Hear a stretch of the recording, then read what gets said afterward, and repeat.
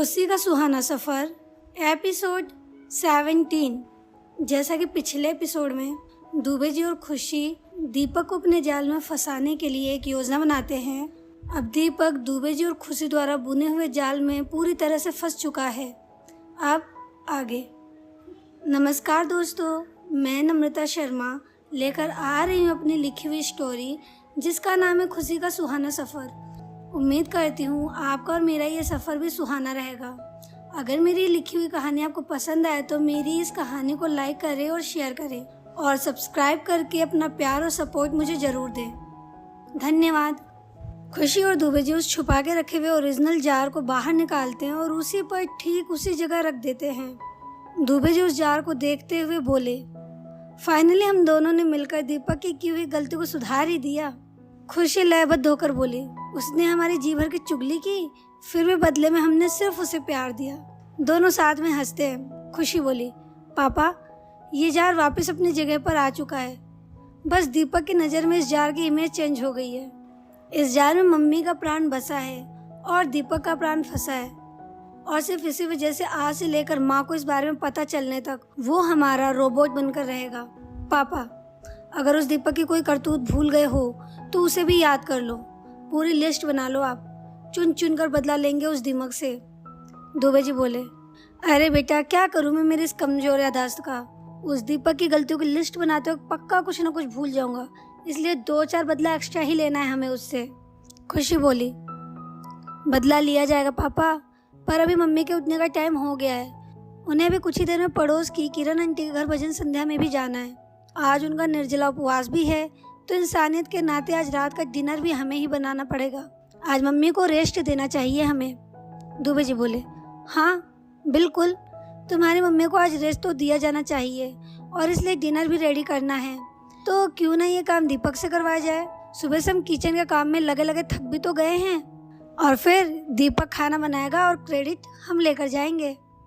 खुशी बोली, ये अच्छा आइडिया है पापा, पर वो तो अभी कुछ ही देर पहले सोया है और अभी दवा का असर भी रहेगा, तो उसे अभी थोड़ी देर सोने देते हैं। अभी मैं मम्मी को जगाती हूँ, फिर मम्मी के घर से रवाना होने के बाद उस दिमाग को जगाएंगे और बदले की पहले शुरुआत उससे खाना पकवाने के साथ करेंगे।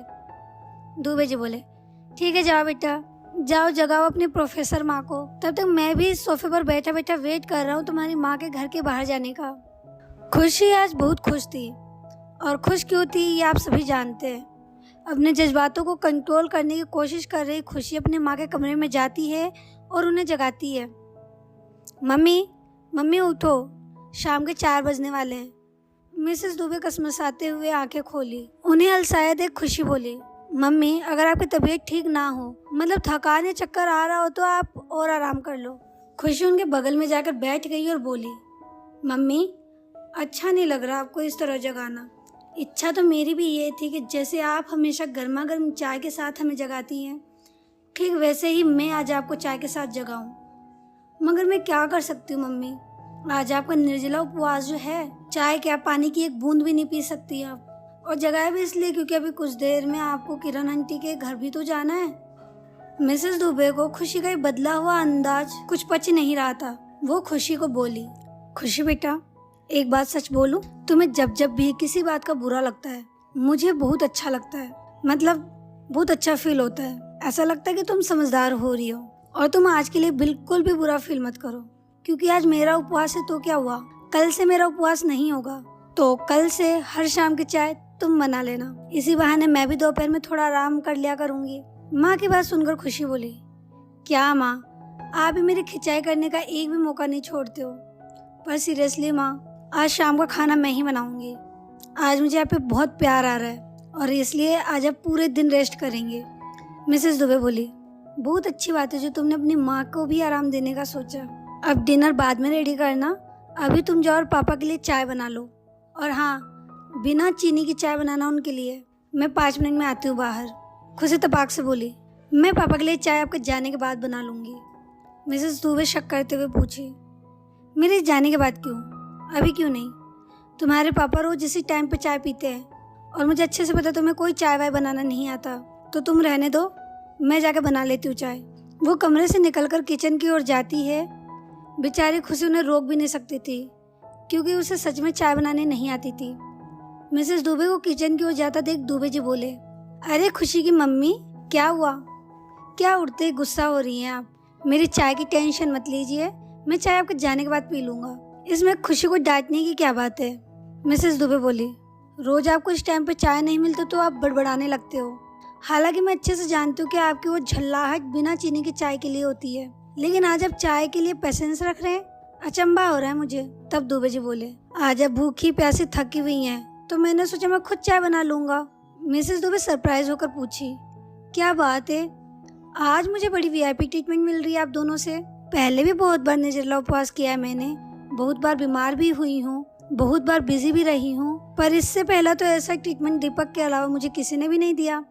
तब दुबे जी एक्साइटमेंट में जल्दी से बोल पड़े, आज भी ट्रीटमेंट आपको दीपक ही देगा। मिसेस दुबे समझ पाती उससे पहले खुशी बात संभालते हुए बोल पड़ी, क्योंकि आज के दिन हम आपके दीपक हैं, ऐसा मानो आपका श्रवण कुमार दीपक तो चादर ताने सो रहा है।